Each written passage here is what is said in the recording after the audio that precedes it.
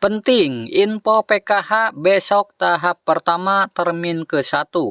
Ada 4 bantuan tambahan atau bantuan komplementer untuk pemilik KKS lama dan baru di tahun 2022 untuk kategori berikut ini.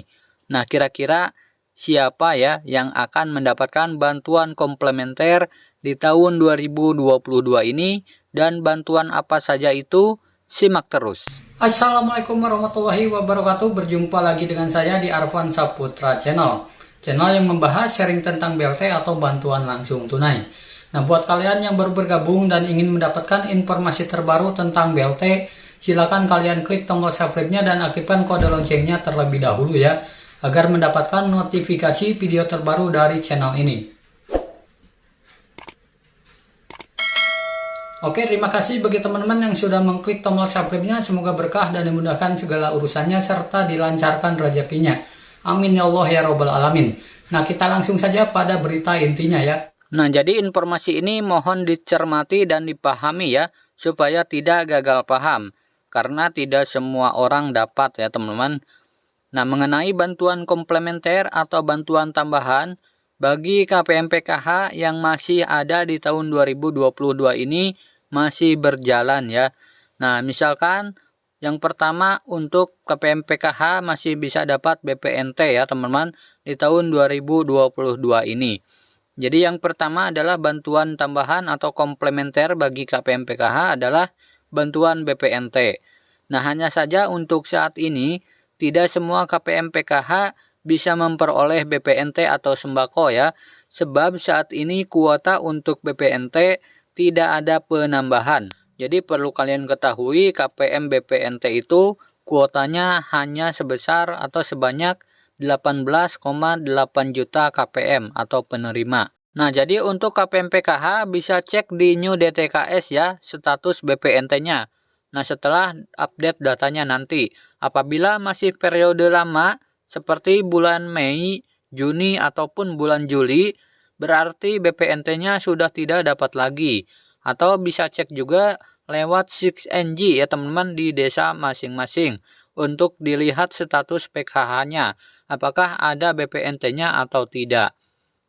Nah, kemudian yang kedua bantuan tambahan atau bantuan komplementer yang akan didapatkan oleh KPM PKH adalah bantuan KIP atau PIP.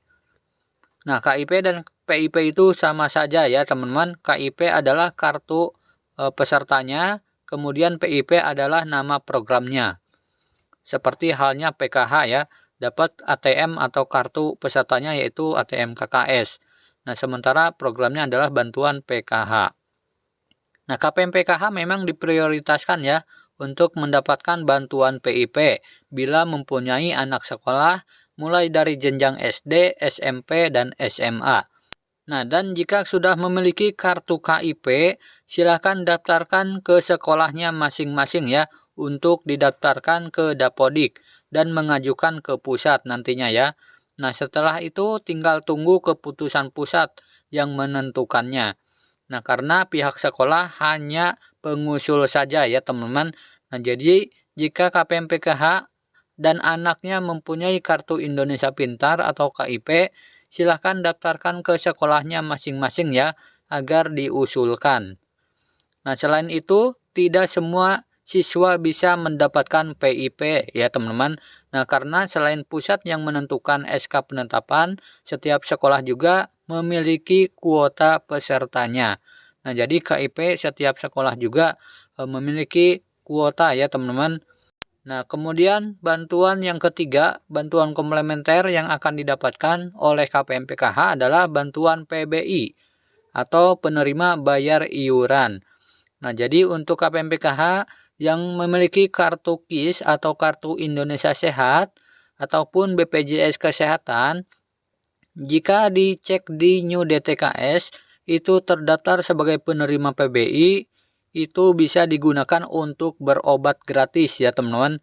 Jadi tidak ada bantuan tunai untuk kartu KIS, hanya saja untuk berobat secara gratis saja. Nah, kemudian bantuan yang keempat yang akan bisa didapatkan oleh KPM PKH adalah bantuan Rutilahu atau rumah tidak layak huni. Nah, ini sama saja dengan bedah rumah ya teman-teman. Jadi KPM PKH bisa saja mengajukan bedah rumah. Nah, hanya saja tidak semua KPM bisa dengan mudah mendapatkannya ya. Selain prosesnya panjang dan juga ada syarat-syarat tertentu ya. Nah, biasanya syarat selain tanah milik sendiri atau SHM, juga rumahnya harus kondisi sudah mau roboh. Nah, itu adalah keempat bantuan komplementer yang akan didapatkan di tahun 2022 ini ya. Dan ada juga 3 bantuan yang tidak dilanjutkan di tahun 2022 untuk penerima PKH. Seperti yang pertama, bantuan diskon listrik. Nah, untuk diskon listrik tahun 2022 sudah tidak dilaksanakan kembali ya teman-teman, hanya sampai tahun 2021 saja. Nah, kita berdoa saja semoga ada kebijakan baru ya dari pemerintah untuk diperpanjang kembali. Kemudian bantuan yang kedua yang belum bisa diinformasikan adalah bantuan BPUM atau UMKM ya. Nah, mungkin banyak KPM PKH yang mendapatkan bantuan UMKM di tahun 2021 kemarin. Nah, akan tetapi di tahun 2022 ini belum ada informasi resmi dari Kementerian Koperasi UKM ya teman-teman. Jadi kita tunggu saja informasinya apakah akan dilanjut atau tidak. Kemudian yang ketiga adalah bantuan kuota internet gratis ya. Nah, saat ini sudah mulai banyak pembelajaran tatap muka, sehingga kuota internet di tahun 2022 sudah tidak dilanjut lagi. Nah, mungkin itu adalah 3 bantuan yang tidak akan dilanjut di tahun 2022 ini ya. Program Keluarga Harapan atau PKH adalah program pemberian bantuan sosial tunai bersyarat kepada keluarga miskin dengan tujuan meningkatkan taraf hidup, mengurangi beban pengeluaran dan meningkatkan pendapatan, menciptakan perubahan perilaku dan kemandirian, mengurangi kemiskinan dan kesenjangan, mengenalkan manfaat produk dan jasa keuangan formal. Untuk mendapat bantuan PKH harus memiliki minimal salah satu komponen, yaitu komponen kesehatan dengan kategori ibu hamil dan anak usia 0-6 tahun, komponen pendidikan dengan kategori anak usia SD, SMP, dan SMA, komponen kesejahteraan sosial dengan kategori disabilitas berat dan lanjut usia 70 tahun ke atas. Bantuan disalurkan setiap 3 bulan. Cek daftar kepesertaan Bansos PKH melalui cekbansos.kemensos.go.id. Jika menemukan masalah, laporkan ke 021 3144 321 atau di WhatsApp di 0811 1500229. Ayo, kita kawal bantuan sosial PKH untuk Indonesia sejahtera.